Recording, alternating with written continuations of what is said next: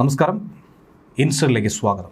രാഹുൽ മാങ്കൂട്ടത്തിൻ്റെ കേസുമായി ബന്ധപ്പെട്ട് ഹൈക്കോടതി പിന്നീട് നടത്തിയിരിക്കുന്ന നിരീക്ഷണങ്ങളുടെ വിശദാംശങ്ങൾ ഈ ഘട്ടത്തിൽ പുറത്തു വരികയാണ്.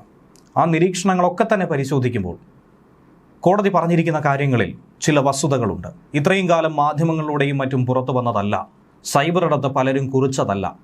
യഥാർത്ഥ വസ്തുത ഒരു നാൾ മറനീക്കി പുറത്തു വരുമെന്ന് രാഹുൽ അന്ന് പറഞ്ഞപ്പോൾ അതിന് മറുപടി പറയാൻ രാഹുൽ വേണ്ടി വന്നില്ല. കോടതി തന്നെ കൃത്യമായി പറഞ്ഞിരിക്കുന്നു. അതിൽ ആർക്കും തന്നെ സംശയം ഉണ്ടാകേണ്ടിയിരിക്കുന്നില്ല.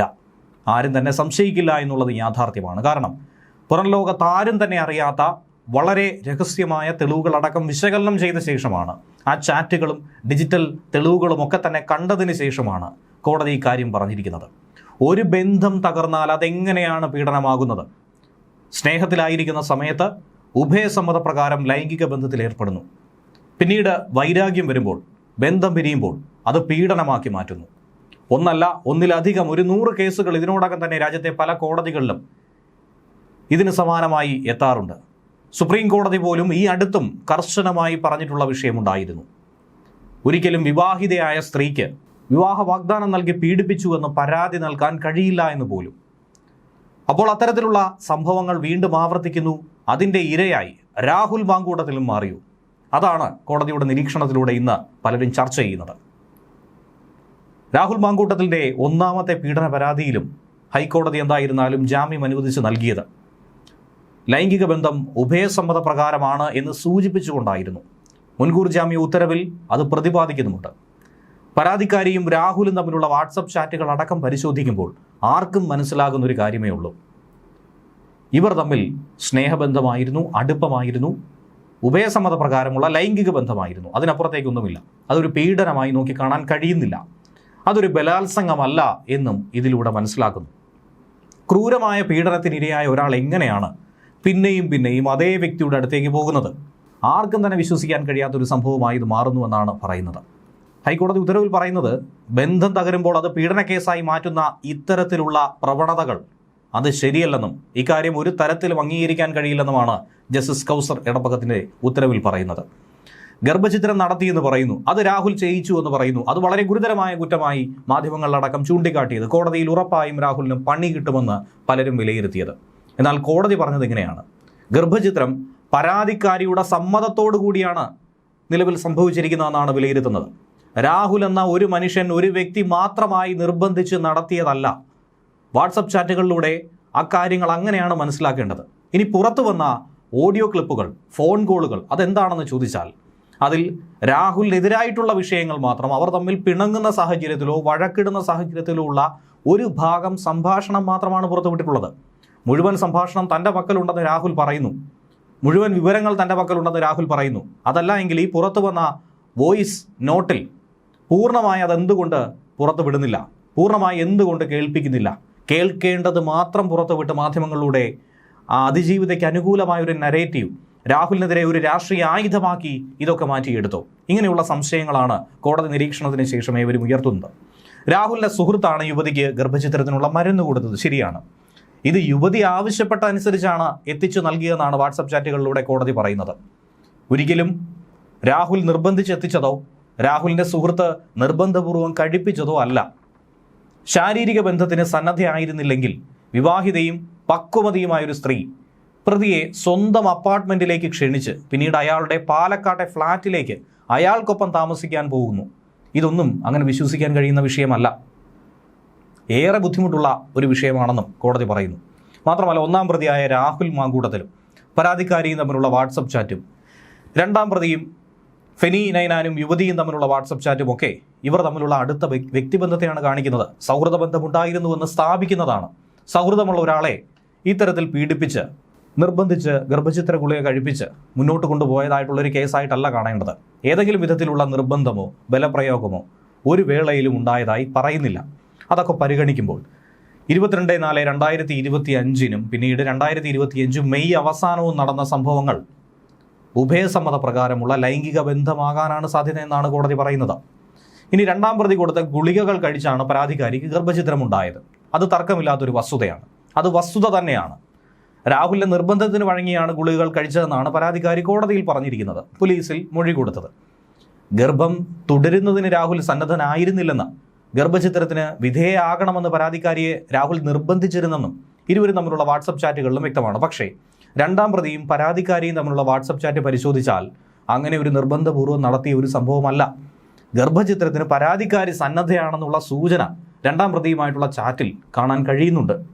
അപ്പോൾ രാഹുലിനെ കുടുക്കാൻ വേണ്ടി പരാതിക്കാരി നടത്തിയ നാടകമാണോ? അതല്ലെങ്കിൽ ഒരു പ്രത്യേക സാഹചര്യത്തിൽ രാഹുലിന് കൂടുതൽ പ്രഷർ കൊടുക്കാൻ, സമ്മർദ്ദം ചെലുത്താൻ വേണ്ടി നടത്തിയ വിഷയമായിരുന്നു? വിവാഹിതയാകാൻ വേണ്ടി, രാഹുൽ വിവാഹം ചെയ്യാൻ വേണ്ടി രാഹുലിനെ ഭീഷണിപ്പെടുത്തിയതാണ്. അങ്ങനെയെങ്കിൽ കേസ് തിരിച്ചല്ലേ സംഭവിക്കേണ്ടത്? പരാതിക്കാരി തന്നെയാണ് ഗർഭചിത്രത്തിനായിട്ടുള്ള ഗുളികകൾ ആവശ്യപ്പെട്ടതായി ഈ വാട്സപ്പ് ചാറ്റിലൂടെ പറയാൻ കഴിയുന്നത്. മുൻകൂർ ജാമ്യം അനുവദിച്ചുള്ള ഉത്തരവിലും കോടതി അത് പറയുന്നു. പരാതിക്കാരിയുള്ള സ്ഥലം പറഞ്ഞു കൊടുക്കുകയും രണ്ടാം പ്രതിയിൽ നിന്നും മരുന്ന് സ്വീകരിക്കുകയും ചെയ്തു. പരാതിക്കാരി സ്വമേധയാ മരുന്ന് കഴിച്ചെന്നാണ് പ്രഥമദൃഷ്ട്യാ ഇതിലൂടെ ബോധ്യമാകുന്നത്. ആരും നിർബന്ധിച്ചിട്ടില്ല. ഇവിടെ BNS-ലെ 89-ാം വകുപ്പ് ചുമത്തണമെങ്കിൽ കൃത്യം നടന്നത് സ്ത്രീയുടെ സമ്മതമില്ലാതെ ആയിരിക്കണം, നിർബന്ധത്തിലൂടെ ആയിരിക്കണം. അത് തെളിവുകളുടെ അടിസ്ഥാനത്തിൽ വിചാരണയിലൂടെ മാത്രമേ സ്ഥിരീകരിക്കാൻ കഴിയൂവെന്നാണ് കോടതി പറയുന്നത്.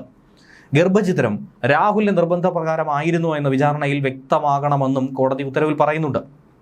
ഇതൊന്നും വ്യക്തമാക്കാൻ കഴിയാത്തിടത്തോളം, ഇതൊന്നും തെളിയിക്കാൻ കഴിയാത്തിടത്തോളം നിലവിൽ സമർപ്പിച്ചിരിക്കുന്നത് ഡിജിറ്റൽ തെളിവുകളാണ്. അതൊക്കെ രാഹുലിന് അനുകൂലമായി മാറിയിരിക്കുന്നു. പ്രായപൂർത്തിയായ രണ്ട് വ്യക്തികൾ തമ്മിൽ പരസ്പര സമ്മതത്തോടെ ദീർഘകാലം ബന്ധത്തിലേർപ്പെട്ടു. അതൊരിക്കലും ബലാത്സംഗമല്ല, അതിലൊരു കുറ്റവും കാണാൻ കഴിയില്ല. ഇത്തരം ബന്ധങ്ങൾ പരാജയപ്പെടുന്ന ഘട്ടത്തിൽ, പിരിയുന്ന ഘട്ടത്തിൽ അതെങ്ങനെയാണ് ഒരു ക്രിമിനൽ കുറ്റമായി മാറുന്നത്? അവിടെ എങ്ങനെയാണ് പരസ്പരം കൈമാറിയത് ഒരു ബലാത്സംഗമായി മാറുന്നതും പുരുഷൻ പ്രതിയായി മാറുന്നതും? ഈ പ്രവണതയിൽ സുപ്രീം കോടതി അടക്കം നേരത്തെ ആശങ്ക പ്രകടിപ്പിച്ചു എന്നുള്ളത് ഹൈക്കോടതി എടുത്തു പറയുന്നുണ്ട്. പരാതിക്കാരി രാഹുലുമായി നേരത്തെ പ്രണയത്തിലായിരുന്നു. ഈ ആരോപിക്കപ്പെട്ട സംഭവത്തിന് ശേഷവും അവർ ഒന്നിച്ചു കഴിഞ്ഞു. ബലാത്സംഗമായിരുന്നെങ്കിൽ എങ്ങനെയാണ് പിന്നീട് ഒന്നിച്ചു കഴിയാൻ സാധിക്കുന്നത്? പിന്നീട് എങ്ങനെയാണ് സംഭാഷണങ്ങൾ നടത്തിയത്? പിന്നീടും അവർ തമ്മിൽ ആശയവിനിമയം നടത്തിയിരുന്നു. അതുകൊണ്ട് തന്നെ ഇവിടെ ഒരു പരാതിക്കുള്ള സ്കോപ്പ് ഇല്ല എന്ന് കോടതിക്ക് തന്നെ മനസ്സിലായിരിക്കുന്നു. നിർബന്ധിത ലൈംഗിക അതിക്രമം അവിടെ സംഭവിച്ചിട്ടില്ല എന്ന് മനസ്സിലാക്കാൻ കഴിയുന്നു. പ്രോസിക്യൂഷൻ തന്നെ പരാജയപ്പെട്ടു എന്ന് വേണം മനസ്സിലാക്കാൻ. പരസ്പര സമ്മതത്തോടെയുള്ള ബന്ധമായിരുന്നോ താനും അതിജീവിതയുമായി ഉണ്ടായിരുന്നതെന്നും ബന്ധത്തിൽ വിള്ളലുണ്ടായപ്പോൾ അതിജീവിത പരാതി നൽകി, പിന്നാലെ രാഷ്ട്രീയ സമ്മർദ്ദങ്ങളുണ്ടായി എന്നാണ് രാഹുലിന്റെ അഭിഭാഷകൻ വാദിച്ചത്. ആ വാദങ്ങളൊക്കെ തന്നെ ശരിവെക്കുന്ന വിധത്തിൽ ഹൈക്കോടതിയിൽ നിന്നും വിധിയും ഉണ്ടായിരിക്കുന്നു. ആരോപണം ബലാത്സംഗ കുറ്റത്തിന്റെ നിർവചനത്തിൽ പോലും വരുന്നതല്ല. ഗർഭചിത്രം നടത്തിയെന്ന ആരോപണം പോലും തെറ്റിദ്ധരിപ്പിക്കാനായിരുന്നു. ഇതിൻ്റെയൊക്കെ ഉദ്ദേശം എന്താണ്? കൃത്യമായ തെളിവ് സമർപ്പിച്ചുകൊണ്ട് തന്നെയാണ് രാഹുൽ മുന്നോട്ട് നീങ്ങിയത്. തനിക്കെതിരെയുള്ള അന്വേഷണത്തിലും രാഷ്ട്രീയ സ്വാധീനമുണ്ട്, പകപോക്കലുണ്ട്. ഏറെ വൈകി നൽകിയ പരാതി മുഖ്യമന്ത്രിക്കാണ് കൊടുത്തത്. ഇക്കാര്യങ്ങളൊക്കെ തന്നെ പരിശോധിക്കണം. ഒരു സാധാരണക്കാരിക്ക് നേരിട്ട് മുഖ്യമന്ത്രിയിലേക്ക് പരാതി നൽകി വലിയ തോതിൽ മാധ്യമ ശ്രദ്ധ കിട്ടി ഇങ്ങനെ മുന്നോട്ട് പോവുക എന്ന് പറയുമ്പോൾ തന്നെ അതിൽ ചില അസ്വാഭാവികതകൾ നിലനിൽക്കുന്നുണ്ട്. ഈ ഒരു പരാതി മൂലം ഇത്തരത്തിൽ കെട്ടിച്ചമച്ച കേസുകൾ കാരണം യഥാർത്ഥ കേസുകൾ പോലും പരിഗണിക്കപ്പെടാതെയോ ശ്രദ്ധിക്കപ്പെടാതെയോ വേണ്ട പ്രാധാന്യം ലഭിക്കാതെയോ പോകുന്നുണ്ട്. അങ്ങനെ നിരവധി അതിജീവിതമാർ നമുക്ക് ചുറ്റുമുണ്ട്, നിരവധി പീഡകർ നമുക്ക് ചുറ്റുമുണ്ട്. അവർക്കാണ് ശരിയായ രീതിയിൽ ശിക്ഷ വാങ്ങിച്ചു നൽകേണ്ടത്. ഇനി യുവതിയെ മാനസികമായി തളർത്തി ലൈംഗികമായി ഉപയോഗിച്ചു, ഇതൊക്കെയാണ് പ്രതിക്കെതിരെയുള്ള മറ്റൊരു വിഷയം. അതുകൊണ്ട് തന്നെ മുൻകൂർ ജാമ്യം കൊടുക്കരുതെന്നാണ് പ്രോസിക്യൂഷൻ പറഞ്ഞത്. ജാമ്യം അനുവദിച്ചാൽ അത് തൻ്റെ ജീവന് പോലും ഭീഷണിയാണ്. നിരവധി പെൺകുട്ടികളെ സമാന രീതിയിൽ പ്രതി പീഡിപ്പിച്ചെന്നാണ് പരാതിക്കാരി പറയുന്നത്, കോടതിയിൽ പറഞ്ഞിരിക്കുന്നത്. എന്നാൽ കോടതി തന്നെയാണ് ഇതിനു മുന്നേ സമാനമായ പരാതി ഉന്നയിച്ചവർക്കൊക്കെ തന്നെ ഇത്തരത്തിലുള്ള ഇൻറ്റൻഷൻ എന്തായിരുന്നുവെന്ന് വ്യക്തമായി വിശദമായി വിലയിരുത്തിയത്. അവസാനത്തെ പരാതിയിലും ഹൈക്കോടതി പറഞ്ഞ കാര്യം ശ്രദ്ധേയമായിട്ടുള്ളതാണ്. അതുകൊണ്ട് ഈ നിലവിൽ വന്നിരിക്കുന്ന 3 പരാതികളിലും രാഹുലിനെ സംബന്ധിച്ച് ഭയപ്പെടേണ്ടതായി നിലവിലൊന്നുമില്ല എന്ന് സാരം. യുവതിയുടെ മൊഴിയടക്കം കോടതി പരിശോധിച്ചു. എന്നാൽ അത് പരിശോധിച്ചപ്പോൾ പോലും ബലാത്സംഗം നടന്നതായി കണക്കാക്കാൻ കഴിയുന്ന ഒന്നും തന്നെ ഇല്ലായിരുന്നു എന്നാണ് കോടതി പറയുന്നത്. അങ്ങനെ ഒരു വിലയിരുത്തലിന് ശേഷമാണ് കർശന ഉപാധികളോടെ രാഹുലിന് ജാമ്യം കൊടുത്തിരിക്കുന്നത്. വിവാഹിതയായ യുവതി മറ്റൊരു ബന്ധത്തിൽ ഏർപ്പെടുന്നത് നിയമപരമായും ധാർമ്മികമായും തെറ്റല്ല എന്നതിനാൽ എങ്ങനെ പ്രതിക്ക് ജാമ്യം നിഷേധിക്കാനാകുമെന്നാണ് കോടതി ചോദിച്ചത്.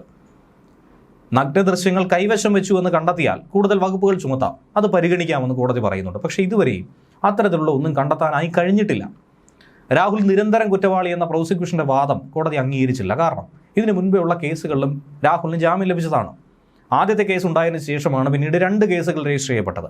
കോടതി ചൂണ്ടിക്കാട്ടി യുവതിയെ മാനസികമായി തളർത്തി, ലൈംഗികമായി ഉപയോഗിച്ചു, ഇങ്ങനെയുള്ള വിഷയങ്ങൾ ആദ്യത്തെ കേസിൽ നിലനിൽക്കുമെന്നാണ് പ്രോസിക്യൂഷൻ പറഞ്ഞത്. അതൊന്നും തന്നെ കോടതി ചെവിക്കൊണ്ടില്ല എന്ന് വേണം മനസ്സിലാക്കാൻ. കർശന ഉപാധികളുണ്ട്. അതിൽ ഈ മാസം 16-ന് അന്വേഷണ ഉദ്യോഗസ്ഥന് മുൻപാകെ ഹാജരാകണം, അന്ന് മൊബൈൽ ഫോൺ സമർപ്പിക്കണം, അങ്ങനെയുള്ള വിഷയങ്ങളാണ് ചൂണ്ടിക്കാട്ടിയിരിക്കുന്നത്. 3 ദിവസം രാവിലെ 10 മണി മുതൽ വൈകിട്ട് 4 വരെ ചോദ്യം ചെയ്യലിന് ഹാജരാകാനും കോടതി നിർദ്ദേശം കൊടുത്തിട്ടുണ്ട്. അതോടൊപ്പം കേരളം വിട്ടു പോകരുത്, പാസ്പോർട്ട് സമർപ്പിക്കണം, അങ്ങനെയുള്ള കാര്യങ്ങളും നിർദ്ദേശിച്ചു. എന്തായിരുന്നാലും കോടതിയെ ധിക്കരിച്ചുകൊണ്ട് ഇനി രാഹുൽ ഒരു ഒളിവാസത്തിന് പോകില്ല, വനവാസത്തിന് മുതിരില്ല എന്ന് തന്നെയാണ് മനസ്സിലാക്കേണ്ടത്. രാഹുലിനെ ചോദ്യം ചെയ്യുന്ന സമയത്ത് കസ്റ്റഡിയിൽ ഉള്ളതായി കണക്കാക്കി ലൈംഗിക ശേഷി പരിശോധന ഉൾപ്പെടെയുള്ളവ നടത്താമെന്നാണ് കോടതി പറയുന്നത്. രാഹുലിനെ ഇനിയിപ്പോൾ അറസ്റ്റ് ചെയ്യേണ്ടതായി വന്നാൽ പോലും 1 ലക്ഷം രൂപയുടെ ജാമ്യത്തിൽ വിട്ടയക്കണമെന്നാണ് കോടതി പറയുന്നത്. ഇനി അറസ്റ്റ് ഉണ്ടായാൽ പോലും രാഹുലിന് ഭയപ്പെടേണ്ടതില്ല. ഇതോടെ രാഹുലിനെതിരെ പോലീസ് എടുത്ത 3 പീഡന കേസുകളിലും ജാമ്യം കിട്ടിക്കഴിഞ്ഞു. നേരത്തെ 2ാം ബലാത്സംഗ കേസിൽ മുൻകൂർ ജാമ്യവും 3ാം ബലാത്സംഗ കേസിൽ ജാമ്യവും രാഹുലിന് കിട്ടിയിരുന്നു. അതോടെ രാഹുലിനെതിരെ എടുത്ത കേസുകളൊന്നും തന്നെ നിലവിൽ രാഹുലിനെ കുടുക്കുന്ന തരത്തിലേക്ക് വന്നിരിക്കുന്നു. കേസന്വേഷണത്തിൽ ഇനി എന്തെങ്കിലും കണ്ടെത്തിയാൽ മാത്രമേ രാഹുലിന് ഭയപ്പെടേണ്ടതായിട്ടുള്ളൂ. ഗർഭചിത്രത്തിന് നിർബന്ധിച്ചു എന്ന് പറഞ്ഞതും കോടതി എങ്ങനെയാണ് തട്ടിയെറിഞ്ഞത് എന്നുള്ളത് നമുക്ക് മനസ്സിലാക്കാൻ കഴിയുന്നതാണ്. നേരത്തെ അങ്ങനെ അതിജീവിത പോലീസിൽ പരാതി നൽകിയതിനെ തുടർന്നായിരുന്നു രാഹുൽ ഏറെക്കാലം ഒളിവിൽ പോയത്. പിന്നീട് മുൻകൂർ ജാമ്യവുമായി തിരുവനന്തപുരം സെഷൻസ് കോടതിയെ സമീപിച്ചു. ഹർജി അനുവദിച്ചില്ല, ജാമ്യം നൽകിയില്ല. അങ്ങനെ ഹൈക്കോടതിയിലേക്ക് എത്തി. ഹർജിയിൽ തീരുമാനമാകുന്നതുവരെ കോടതി അറസ്റ്റ് വിലക്കിയതോടെയാണ് രാഹുൽ ഒളിവ് ജീവിതം അവസാനിപ്പിച്ച് പുറത്തേക്കെത്തിയത്. പരസ്പര സമ്മതത്തോടെയുള്ള ബന്ധമായിരുന്നു അതിജീവിതയും താനും തമ്മിലുണ്ടായിരുന്നതെന്ന് 3 കേസുകളിലും രാഹുലിന് സ്ഥാപിക്കാൻ കഴിഞ്ഞു. രാഹുലിൻ്റെ ഭാഗത്ത് ശരിയെന്നുള്ളത് പറയാൻ കഴിഞ്ഞു. അങ്ങനെ ഇത് ബലാത്സംഗ കുറ്റത്തിൻ്റെ നിർവചനത്തിൽ വരുന്നതല്ല എന്ന രീതിയിൽ കോടതി തന്നെ തുറന്നു പറഞ്ഞിരിക്കുന്നു. ഗർഭചിത്രമെന്ന് പറഞ്ഞതുപോലും തെറ്റിദ്ധരിപ്പിക്കാൻ വേണ്ടിയിട്ടാണ്. മതിയായ തെളിവുകൾ തൻ്റെ പക്കലുണ്ട്, അതിനുള്ള അവസരം മാത്രം നൽകുമെന്നാണ് കോടതിയോട് രാഹുൽ ചൂണ്ടിക്കാട്ടിയത്. എന്തായിരുന്നാലും ഈ വിഷയങ്ങളൊക്കെ തന്നെ ശരി തന്നെയെന്ന് കോടതി എടുത്തു പറയുന്നു. ഇപ്പോഴത്തെ സാഹചര്യത്തിൽ രാഹുൽ വീണ്ടും പാലക്കാട് എങ്ങനെ സജീവമാകുമെന്ന കാര്യം കൂടിയാണ് ചർച്ചയാകുന്നത്. പാലക്കാട് സീറ്റിൽ ഇത്തവണ മത്സരിക്കാൻ രാഹുൽ ഉണ്ടാകുമോ? കോൺഗ്രസ് രാഹുലിനെ അനുകൂലിക്കുമോ? രാഹുലിനെ ഇനി തിരിച്ചെടുക്കുമോ? അഗ്നിശുദ്ധി വരുത്തി തിരിച്ചെത്തിയാൽ കോൺഗ്രസ് 2 കൈയും നീട്ടി സ്വീകരിക്കുമോ? പലവിധ ചോദ്യങ്ങൾ അവശേഷിക്കുകയാണ്. ന്യൂസ് ഡെസ്ക് മലയാളി വാർത്ത ഇൻസൈറ്റ്.